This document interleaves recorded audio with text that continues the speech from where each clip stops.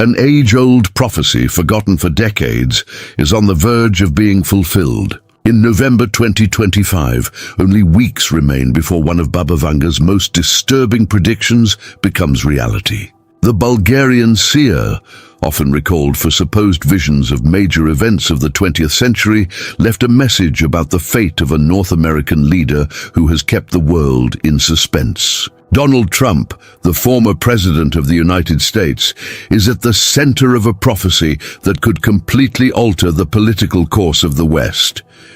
What you are about to discover may leave you speechless. The words attributed to Baba Vanga regarding November 2025 were described in personal manuscripts that are said to have remained hidden for more than 3 decades. And the signs she described are said to have already begun to manifest in striking ways.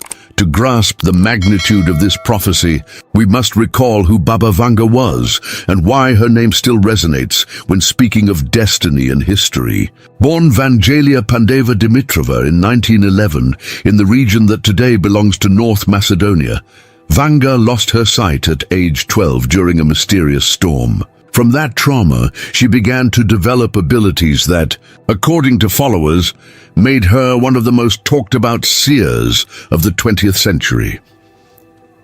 During her lifetime, reports circulated that Baba Vanga made hundreds of predictions, and it is in this context that the vision now resurfaces. In 1994, 2 years before her death, the seer is said to have received American visitors and, during a deep trance, spoke of a leader with a thunderous voice whose fate would become intertwined with that of the nation. Witnesses reported that her unmoving eyes, behind closed eyelids, seemed to chase invisible scenes.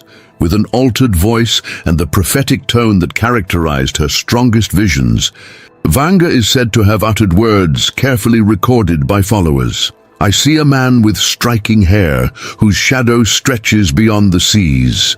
He will break the order of the ancients and feel the weight of a continent on his shoulders. He will not arrive by the usual path, but through rupture, and in November of the year that marks a quarter century of the new millennium, the chains of fate will either tighten or break for him, and the roar of the people will decide when the leaves fall for the last time." At the time, such phrases sounded enigmatic. Decades later, many began to associate them with Donald Trump, whose rise in 2016 broke traditional patterns of US politics and whose name remains central in the global public debate. Now, with 2025 on the immediate horizon, readings of these symbols are intensifying. Other notes attributed to Vanga's archives would reference specific signs preceding November 2025. Before destiny is fulfilled, there will be signs in the sky and on the earth. Gold will shine and tremble. Markets will sing loudly and then whisper. Old alliances will be tested. Friends of yesterday will be the judges of today. Observers have linked such images to market volatility, geopolitical uncertainties, and shifts in international alliances, a chessboard on which the name Trump, inspiring equally intense loyalties and rejections, it tends to be the pivot of conversations and disputes. The prophecy also mentions celestial and natural elements, 2 moons in the same sky, and tremors in the land of stars and stripes. Curiously, October 2025 coincides with an unusual lunar event. Symbolic interpretations speak of 2 moons when a full moon coincides with a partial eclipse, while tremors in the land of stars and stripes is read as a metaphor for social and political shocks in the United States. The most intriguing passage, however, describes the conclusion of the decisive period for Trump. The man with striking hair will not fall by the force of arms, nor be lifted up solely by the powerful. It will be the voice of the crowds, cries that cross plains, valleys, and cities that seals his next step. And he will know the hour has come when the fire of words is stronger than the iron of laws.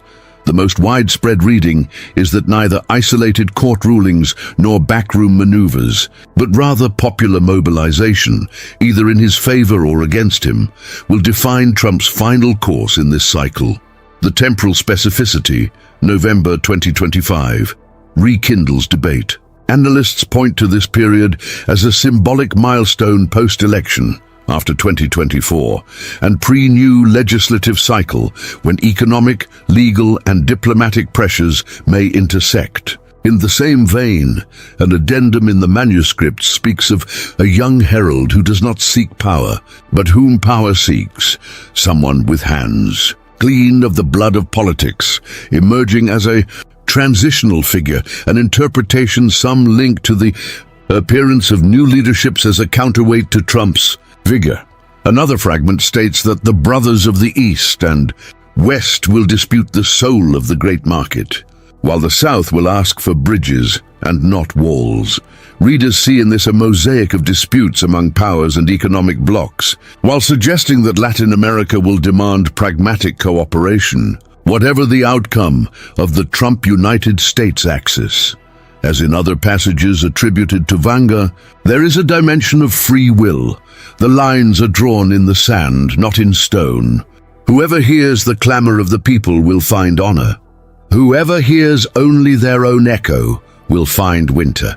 For Trump, this reading implies that concrete choices, tone of discourse, respect for institutions, capacity to negotiate would weigh more than any myth of an inevitable destiny.